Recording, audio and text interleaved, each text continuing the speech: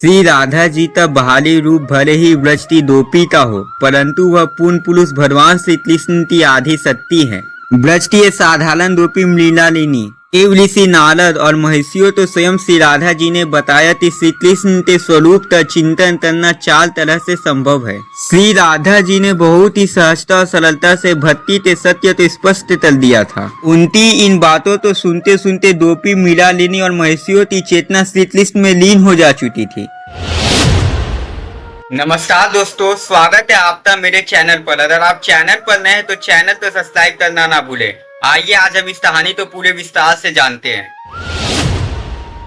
महर्षि दल्द की बातें सुनते सुनते ब्रज की साधारण सी दोपी मृणालिनी श्री कृष्ण में मग्न सी हो गई थी। मृणालिनी बहुत ही सरल हृदय की दोपी थी, उसका ज्ञान भी स्वल्प था। उसने अपने जीवन में कभी भी पाठशाला तो द्वार भी नहीं देखा था। वेद पुराण शास्त्र और इन्हें पढ़ने वाले ब्रह्मचारी दन तथा इनको पढ़ाने वाले आचार्य उसके लिए पूजनीय एवं वंदनीय थे। ऋषि मुनियों तो नमन करना, उनकी सेवा करने तो वह अपना परम कर्तव्य और परम धर्म मानती थी। दोपी मृणालिनी दिन भर ढलते तालियों में फंसी रहती थी। दूध दही माखन एवं दायों के साथ ही उसकी दिनचर्या चलती रहती थी। रोज इसी प्रकार की दिनचर्या होने के बाद भी वह तभी भी श्री कृष्ण तो भूल ही नहीं पाती थी। तभी तो श्री कृष्ण का सावड़ा सलोना मुठ, तभी उनकी मयूर पंथी मुतुत और उनका वंशी वादन उसे याद आ जाता था। चाहे अनचाहे श्री कृष्ण उसकी जीवन चेतना में रचे बसे थे, लेकिन इसे वह अपनी कोई विशेषता या खासियत नहीं मानती थी, क्योंकि व्रज के प्रत्येक दोपी की लगभग यही स्थिति थी। इतना जरूर था कि उसे अपनी इस विचित्र व अटपटी दशा में बड़ा ही सुकून सुख एवं शांति मिलती थी। अपनी इस दशा तो वह सही ढंग से परिभाषित नहीं कर पाती थी। और जब इस समय महर्षि दल्द उससे बातें कर रहे थे तभी उसकी चेतना और भाव दशा श्री कृष्ण में ही लीन थी। मृणालिनी की सुंदर सौम्य व सलोने मुठ पर एक बड़ी अलौकिक प्रभा छाई हुई थी। उसका मन शांत था और होठों पर मंद व मधुर मुस्कान थी। उसे देखकर कुछ ऐसा लग रहा था जैसे कि वह अपने अंतर मन में श्री कृष्ण की झांकी निहार रही हो। उसकी इस लीनता से महर्षि दल्द का अंत से सुपरिचित था। और जब श्री कृष्ण की कथा तो महर्षि पुलह सुना रहे थे तो मृणालिनी का मन और भी ज्यादा पुलकित हो रहा था। महर्षि पुलह के स्वरों में स्वरित हो रही भक्ति सभी के भावों तो भिगो रही थी। सबके सब प्रसन्न होकर एवं ध्यान लगाकर सुन रहे थे। उनकी मुखाकृति एवं भाव भंगिमा बता रही थी कि वह सब कितने तन्मय है। इस तन्मयता की नदी में नया सूत्र पिलोते हुए ऋषि शेष पुलह ने कहा कि दोपी मृणालिनी की भक्ति गाथा में अभी 23 रस व रसमय प्रसन्न है, किंतु इस रस सत्ता व रसमयता में अभी एक और मधुर रस की आवश्यकता है। ऐसा कहकर महर्षि पुलह ने देव ऋषि नारद की ओर देखा। देव ऋषि नारद उनके भावों तो समझ गए और हल्के से मुस्कुरा दिए। उनकी इस मुस्कुराहट में कोई न कोई विशेष बात छिपी हुई थी। इसे पाल ये सभी ने समझ लिया था। सबकी इसी अनुभूति के साथ देव ऋषि नारद ने बड़े ही मधुर स्वरों में अपने नवीन सूत्र का उच्चारण किया, तन्मया, क्योंकि वे तन्मय हैं। इस सूत्र तो कहते देव ऋषि नारद ने बड़ी सौम्यता से कहा, हे महर्षि पुलह, मैंने आपकी आज्ञा शिरोधार्य करते हुए अपने नूतन सूत्र तो आप सबके समक्ष प्रस्तुत कर दिया है। अब आप इसकी व्याख्या करने की कृपा करें। देव ऋषि नारद की इस बात पर सभी ने हामी भर दी। सबके स्वर में सहमति तो देखकर ऋषि पुलह काफी ज्यादा प्रसन्न हो गए थे। उसके बाद महर्षि पुलह ने काफी ज्यादा विनम्र स्वर में कहा कि ब्रज धाम भक्ति धाम है। इसके बारे में जब कहें जितना कहें मन ही नहीं भरता। फिर जब बात भक्ति व प्रेम की हो तो अस्थि धात्री शक्ति श्री राधा जी और उनकी सखियों का कहना ही क्या है। महर्षि पुलह की यह बात सुनकर ब्रह्म ऋषि वशिष्ठ ने कहा, हे महर्षि, ब्रजधाम की भक्ति तथा तो कहने वाले ही नहीं सुनने वाले भी धन्य होते हैं। हम सब भी यह भक्ति धाता सुनने के लिए चिरकृष्ट हैं। आप अपने वचनों से हम सबकी तृष्णा शांत करें। ब्रह्म ऋषि वशिष्ठ की इस बात पर सभी ने उच्च स्वर में सहमति प्रदान की। सबकी ऐसा सहमति एवं स्वीकृति ने महर्षि पुलह को उत्साहित एवं प्रेरित किया। उन्होंने भक्ति तथा के सूत्रों तो फिर से अपने मन में पिरोया और फिर बोले।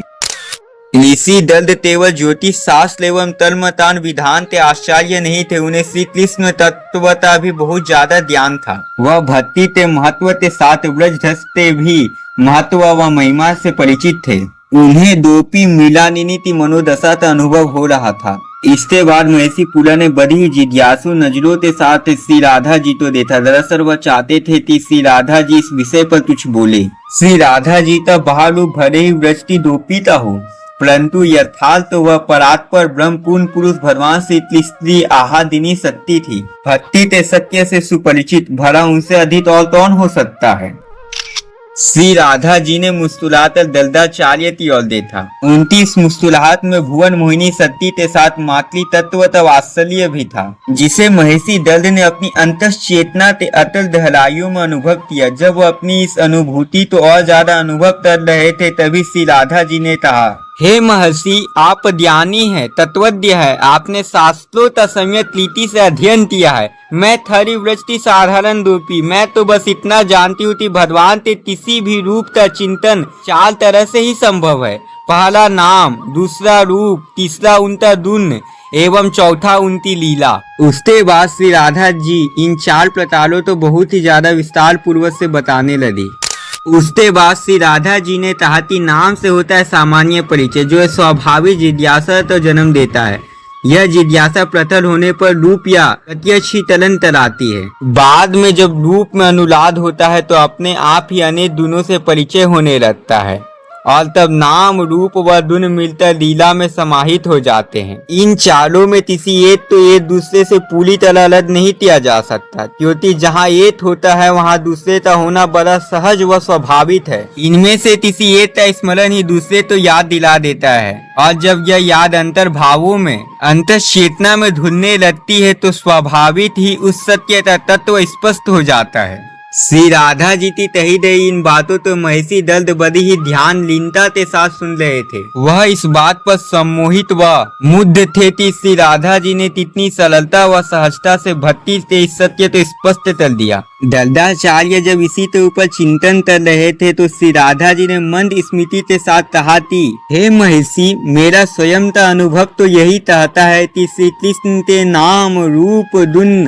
अथवा उनकी लीला पर किसी भी ढंग से सोचा जाए, उसमें तन्मय हुआ जाए, यह तन्मयता उनके तत्व का बोध करा देती है, उनके परात्पर स्वरूप तो प्रकट कर देती है। श्री राधा जी की इन बातों तो सुनते सुनते द्रौपदी मृणालिनी और वहां पर बैठे सभी महर्षियों की चेतना बहिर्मुखी होती जा रही थी। द्रौपदी मृणालिनी श्री राधा जी तो हाथ जोड़कर प्रणाम करने लगी। द्रौपदी मृणालिनी तो इस प्रकार से हाथ जोड़ते हुए देखकर श्री राधा जी पहले तो चौथी, फिर हंसते हुए बोली, मृणालिनी तुझे क्या हुआ है। श्री राधा जी के इस प्रश्न पर मृणालिनी ने जवाब दिया कि सचमुच तन्मयता की बड़ी महिमा है, इससे चित्त, चिंतन व चेतना के आवरण हटते हैं, मैल धुलता है व विक्षेप मिटते हैं, फिर स्वाभाविक ही शुद्ध चित्त तो स्वयं ही तत्वता बोध हो जाता है। प्रभु के नाम, रूप, गुण व लीला में तन्मयता, प्रेम व भक्ति के साथ तत्व ज्ञानता भी प्रकाशित होता है।